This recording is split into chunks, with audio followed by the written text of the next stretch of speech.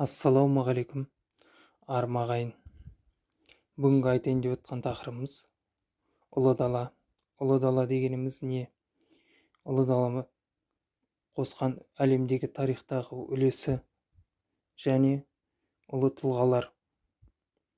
Ұлы дала шығысы Тынық мұхиттан батысы Европаға дейін созылып жатқан үлкен территория. Жалпы ұлы даланы көп қолданғанымызбен, естігенімізбен теледидардан басқа көп неден біле білмейміз. Шынына керек, ұлы даланың қаншалықты үлкен үлесі болды, әлем тарихында қандай ұлы тұлғалар болды, қазіргі біздердің қалай осы ұлы далаға тұрып жатқанымыз, қалай келдік қазақ халқы соған, қандай өзгерістер болды. Ұлы даланың ең бірінші үлкен бір үлес қосқанның бірі Батай мәдениетін айтып кетуге болады. Ол 10 мың жыл бұрынғы, яғни ең алғашқы адамның жабайы жылқыны бағындыруы, қолға үйретуі, оның транспорт есебінде пайдалануы, үлкен қашықтықта тез жетімдігі, және ол жан-жақты қарым-қатынасқа, контакт, басқа елдер, мемлекет, халықты шарлауына әкелді. Көптеген кейінгі соны түсінбеген халықтар басқаша түсіне бастады. Мысалға гректердің кентавр, басқа да не деп жазу қалдыруының өзі ол ұлы даланың адамын көру, ең алғашқы жылқыны көру, жылқы мен адамның симбиоздық, яғни ең алғашқы көріп дұрыс түсінбеген халық нелер басында ойлаған оларды бір тұтас, яғни жылқы да адам да бір тұтас организм деп. Сондықтан ұғым пайда болған. Ол жайында толық нелі мағлұматты Шоқан Уәлиханов та зерттеп айтып кетті. Көптеген ғалымдардың ойы бойынша ұлы даладан шыққан атты адам бұл кентавр. Сол үлкен үлесі Батай мемлекетінің үлкен үлесі Батай мәдениетінің адамдық прогрессивті жоғарғы деңгейге көтерді. Адам бұрынғыдай жаяу жүрмейді, ол 2 есе 3 есе алыс қашықтарды бағындырды, дамыды, сауда саттық жасады, үлкен прогресске алып келді. Бұл адамзат дамуына деген үлкен бір үлес қосқан деп айтуға болады. Адам жан-жағын зерттей бастады, қандай халық қарым-қатынастар жасады, өзінің қару-жарақ, тұрмыстық көп нәрсемен бөлісе білді. Солай адам жан-жағын зерттей бастады. Солай үлкен бір технологиялық жылжу, бір даму алып келді, серпіні. Хуна мемлекеті.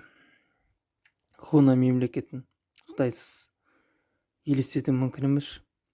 Қытай мемлекетімен тығыз байланысты қақтығыстар, соғысы, мемлекет арасы оқиғалар, ұлы тұлғалар тығыз байланыста болып келеді. Бұл көптеген оқиғалардың көбісі біздің заманымыздан бұрын 2-ші ғасырдан басталды. Қытайдың көптеген шағын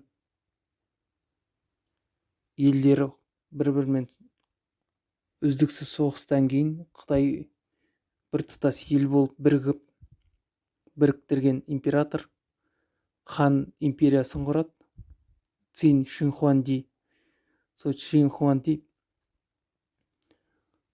көптеген ұсақ елдерден халықты қылып бір тұтас саясат жүргізу үшін халықтың назарын соғыстан шаршаған басқа арнаға бұру үшін сыртқы жау ойлап табады. Оны Хуна мемлекет деп атайды. Басқа біздің жауымыз батыстағы жабайы, көшпенде, сіздерді ертең құл қылатын, әйелдеріңді күң қылатын Хуна мемлекет бізді аңдып жүр, біздің ең әлсіз тұстарымызды қарап жүр. Сондықтан біз дайындалуымыз керек деп ұлы Қытай қорғанын салады. Осылай ең алғаш рет іргетасы Цин Шихуандидің бұйрығымен біздің заманымыздың 2 ғасыр бұрын салына бастайды. Оған көптеген шаруалар басында қорыққанын үреймен еріксіз қарсы шыққан халықтарды бәрін апарып құрылысқа салады. 7 ғасыры бар құрылыс ғалымдардың ойы бойынша 35-50 миллионға дейін адамның мәйіт табылуы мүмкін деп айту мүмкін. Өйткені одан да көп болуы мүмкін. Ешкім санамаған жобамен сол шалықты адам көмілгенін айтады. Сөйтіп ішкі жаудан сыртқы жау ойлап тауып, Шихуанди бүкіл үлкен Қытайды, сол кездердегі 50 миллиондай халқы бар Қытайды біріктіріп, бір іске шомылдырады. Ондай әдістер көптеген кеңес үкіметінде де болды. БАМ деп неше түрлі нелермен, саясатпен, немен халықтың назарын бұру үшін төмен жағдайларды халықтың көптеген ойын саясатқа неге араласпау үшін бұруы жалғыз Қытайда емес, көп елдік нелерде кездеседі тарихта.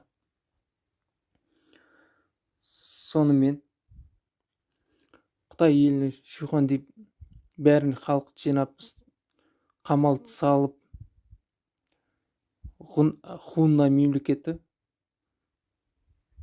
жалпы Қытай жайында көп ой болмағандықтан, халық көп айтыла бастағаннан кейін жауымыз деп көз тіге бастайды Хуннада Қытайға. Неліктен олар біздің қамал салынып жатыр, неге олар бізден оқшауланып жатыр деп.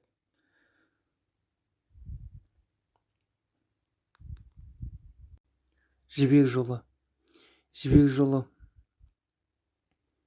ең үлкен дамуға импульс берген, яғни әлемдік глобалдық бір проект болған деп айтуға болады.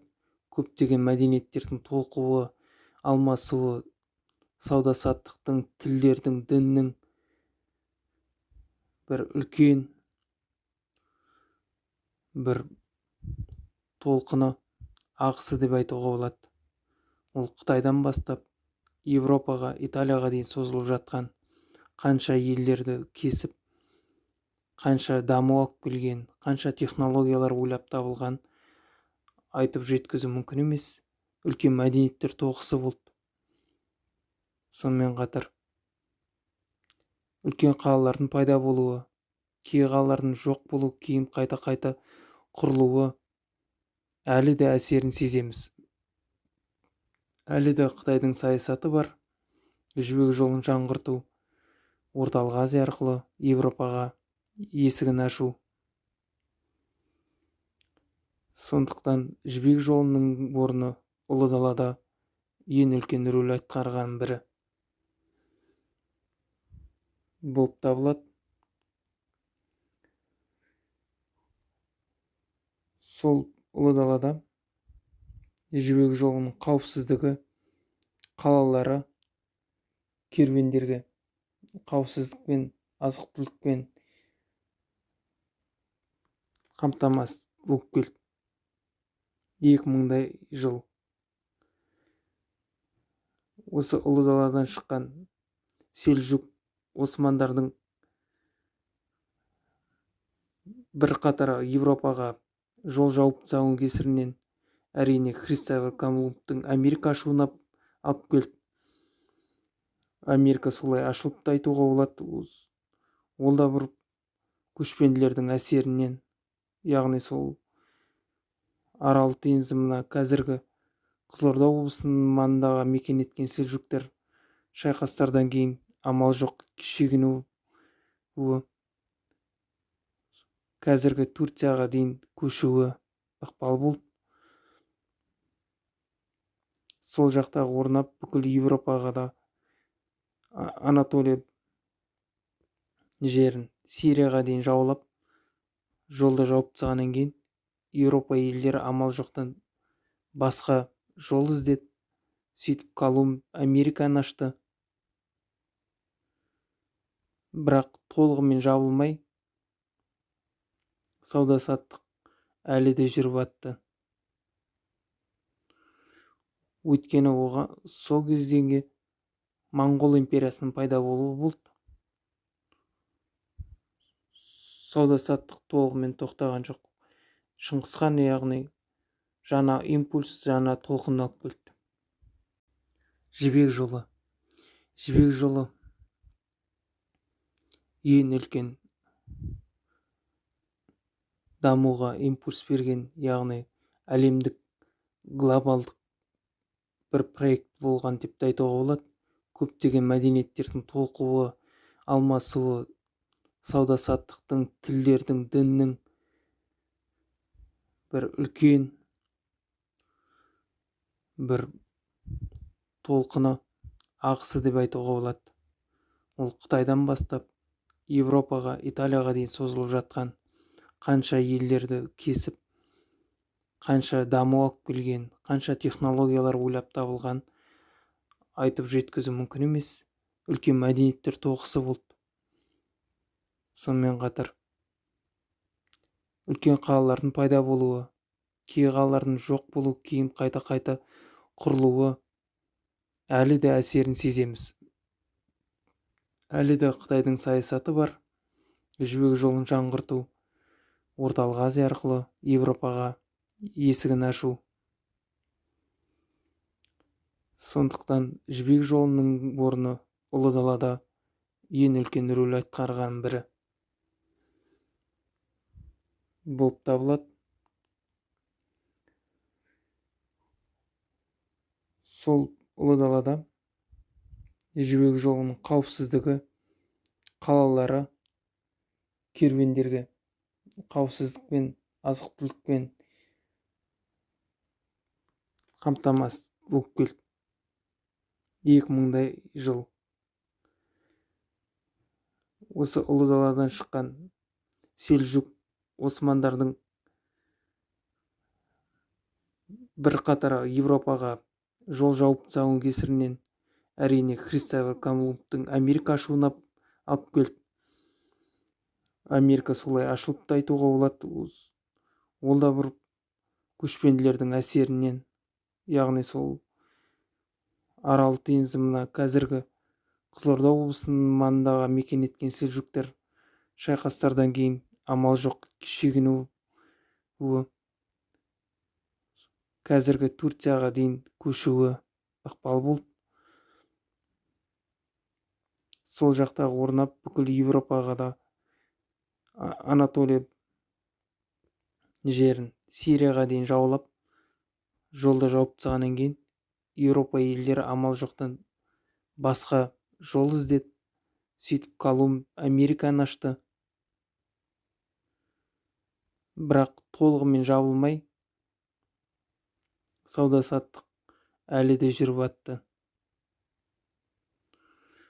Өйткені оған сол кездегі Моңғол империясының пайда болуы болды. Сауда-саттық толығымен тоқтаған жоқ. Шыңғыс хан яғни жаңа импульс, жаңа толқын алып келді.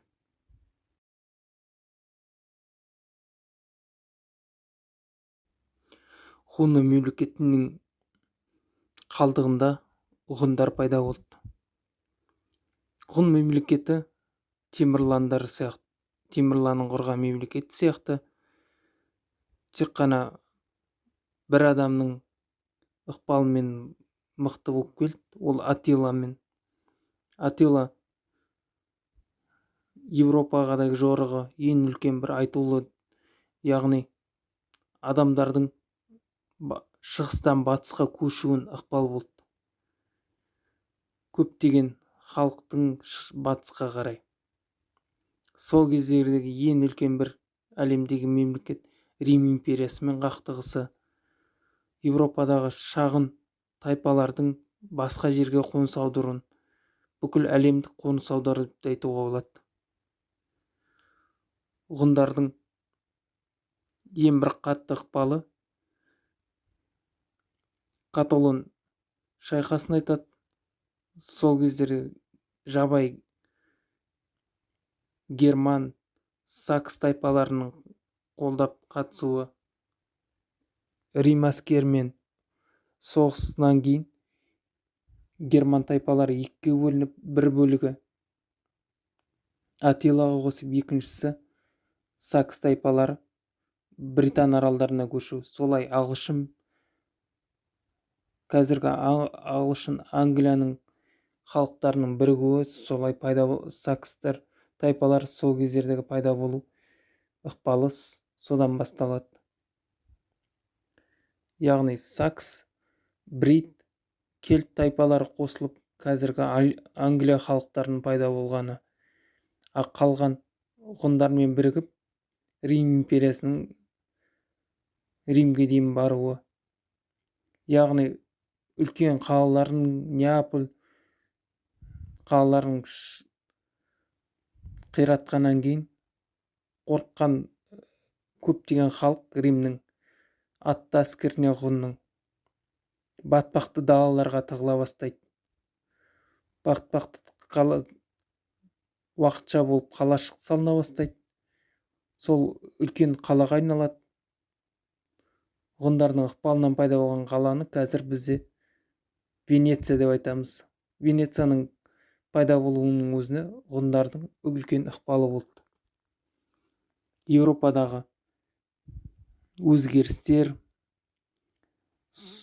Рим империясының содан күйзеуге алып келгені,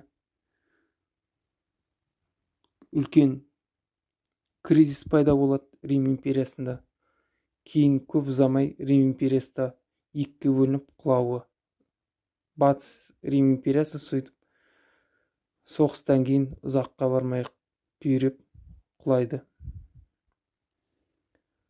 Ғұндарды Атила өлімнен кейін де ұзаққа бармай шашырап тарап кетеді. Біздің заманымыздың 3-5 ғасырдан бастап қыпшақтар пайда болады. Қыпшақ жөнінде қазір деректер көп.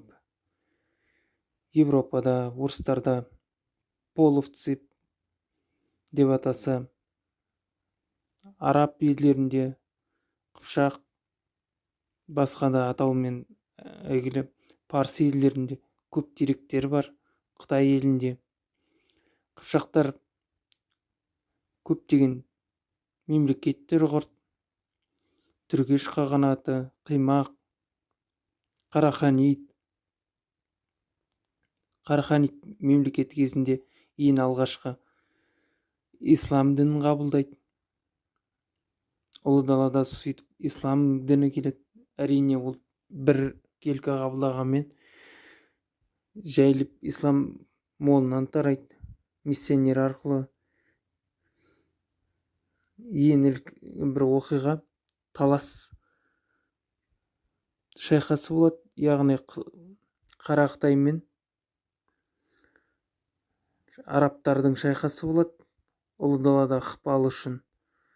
Сол кезде Қараханит арабтарды қолдап, жеңіскеннен кейін қытайлар шегініп, ұлы далаға ислам мемлекеті келдің үстемі ислам діні келіп,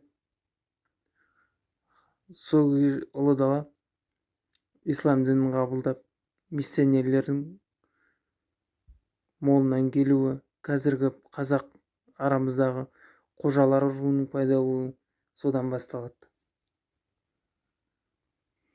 Сол 7 ғасырлардан. Яғни тарих сүйер қауым, каналымызды қолдап, лайк басып, подписка жасап, YouTube алгоритмдерін білесіздер, жазылып қолдап отқаныңыз болса керемет болар еді. Әрі каналдың дамуына сіздердің қалағаныңызды, өз тақырыбыңыз, ойларыңыз болса комментарийге жазып отырыңыздар.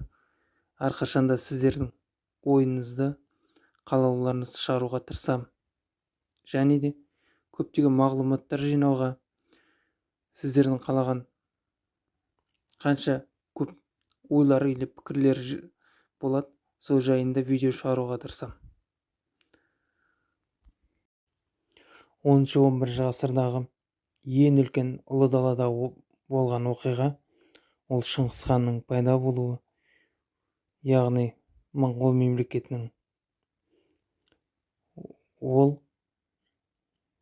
өзінің тайпаларын біріктіріп халықты Қытайға шабуылы, әрі Қытайдағы жібек жолын тоқтатпай жалғастырғысы келгені, сол кездегі қыпшақтардың билеушісі Хорезм-Шах пен Мұхаммедпен елшілік жіберу отырарға, яғни сауда-саттық жасағысы келгені. Соны қаншалықты рас, қаншалықты болған толық айтылмаған, бірақ көп деректерде елшілік жібергені жазылады. Яғни оның алдында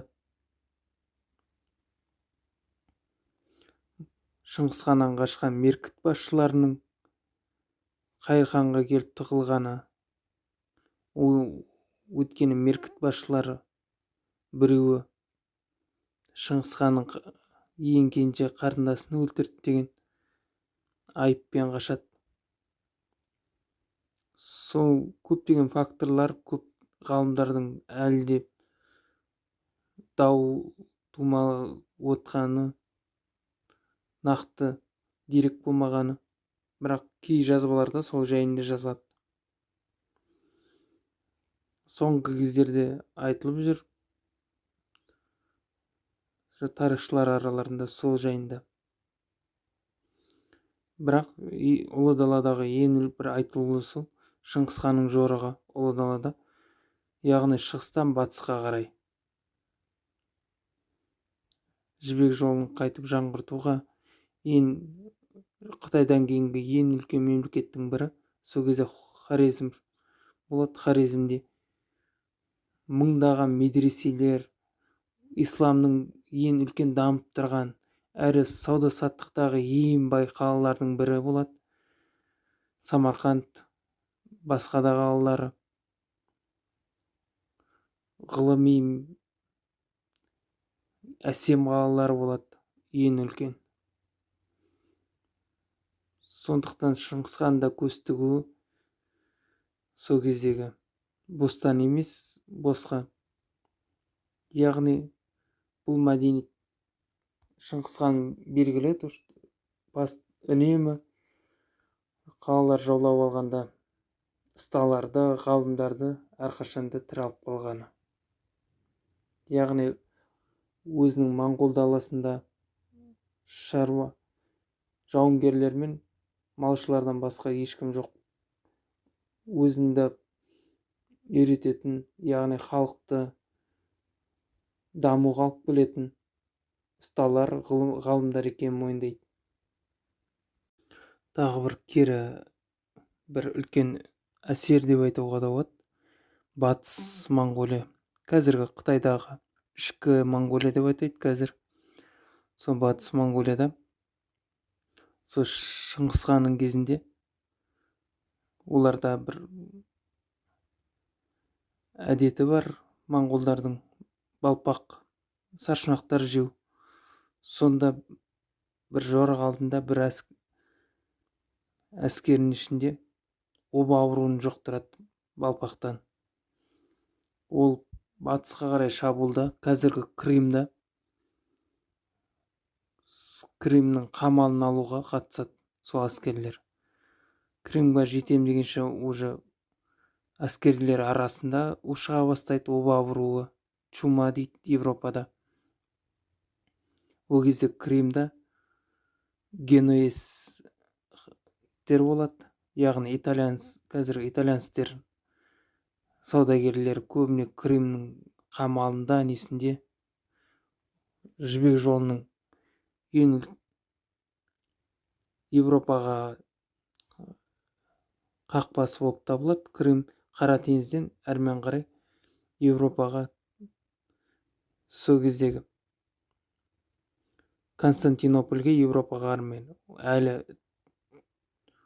түріктердің Константинополь алмай тұрған кездері оба ауруын апарған моңғолдар қамалда алмай 3 ай тұрады. Әскер арасында ауру жиі тарай бастайды. Сол кезде қолбасшы мәйіттерді катапульт арқылы жаңағы Крымдағы бекініске ата бастайды. Ол ауру қамалдың ішіне апып, оны жұқтырған генуэзтер өз кемелеріне отырып Италияға қарай қашады. Венеция өзінің жағалауларына қарай. Сөйтіп бұл ауру Европаға келеді. Европадан кейін тараған ауру Англияға да жетеді. Сол кездердегі 11-12 ғасырдағы феодалдар қара обадан көп иммунитеті істеп жүрген шаруаларды құлдарынан айырылады. Күнделікті істеп жүрген шаруасына несінен. Сөйтіп феодалдардың амал жоқ прогрессивті жаңа технологияларды ойлап табуға мұқтаждайды. Кейін іште жану, бумен жасау двигателі ойда пайда болады. Яғни ағылшындарда көп жер бетіндегі бүкіл ағаштарды пайдаланып кейін көмір қаза бастайды. Бірақ жер асты сулар үнемі қазірмай адам жетіспегеннен жер асты суын сорып тұратын насос қажет болады. Адам жетіспегендіктен әрі жалдау қымбатқа шығатын болғандықтан ағылшынның бір кәсіпкер несі ең алғашқы болып бұл насосын ойдан табады. Солай үлкен әлемдегі прогрессивті паровоз, көптеген технология содан бастау алады. Бір аурудан алып келген обадан көптеген халық қырылып, бірақ адамдарды прогрессивке басқаша жол іздеуге жол ашады. Шыңғыс ханның империясы Алтын Орданың ыдырауынан кейін көптеген ұсақ хандықтар пайда бастайды. Қазақ хандығы, Хиуа, Қоқан, Моғолстан, Крым, Астрахан хандықтары, Қазан хандығы, Сібір хандығы, бұлардың бәрі Шыңғыс ханның ұлдарының қалған, мұрагерлеріне қалған, Алтын Орда, Көк Ордадан қалған сынықтары болып табылады. Яғни солардан бөлініп шыққан. Олар әрқайсысы өзін Алтын Орданың мұрагеріміз деп айтады. Бір-бірімен үнемі соғыс, бір-бірін айдап салуы, жібек жолына кері әсерін тигізеді. Көптеген қалалар толығымен жойылады. Сол кездерде де отырардың халықтардың тастап кетуіне алып келеді. Яғни бұрынғыдай көптеген елдер сауда-саттық тікелей кемемен жасай бастайды. Бұрынғыдай ұзақ күтпейді. Кемен тікелей Индиямен жүруі, Европаның көптеген халықтары бұрынғыдай Қытайдан емес Америкаға уже халқы сояққа бағыттай бастағаны. Жібек жолының бұрынғыдай сауда-саттық болмай күйзеліске ұша бастап, сонымен бірге орталық Азиядағы үлкен көптеген қалалардың бұрынғыдай сауда-саттық болмағанынан күйзелгені басталады. Бірақ сол кездердегі Темірланның келуі, үлкен жорықтар басталуы, әлемдегі ең үлкен профессионалды, яғни әскерлердің, жалданбалы әскердің темірланның әскерін қазіргі Американың әскері деп те айтуға да болады. Жалдамалы әскерлер үлкен қалаларды жаулау, үнемі бай қалаларды жаулауға мұқтаж етеді. Өйткені үлкен жалдамалы әскерді ұстап тұру да арзанға шықпайды темірлан үшін. Сондықтан үнемі парсы елдеріне, ең бай елдерге шабуыл жасайтын болады темірлан. Үндістанды жаулап алуға, соңғы өлер алдында Қытайға шабуыл жасағысы келіп, бірақ жолда қаза табады.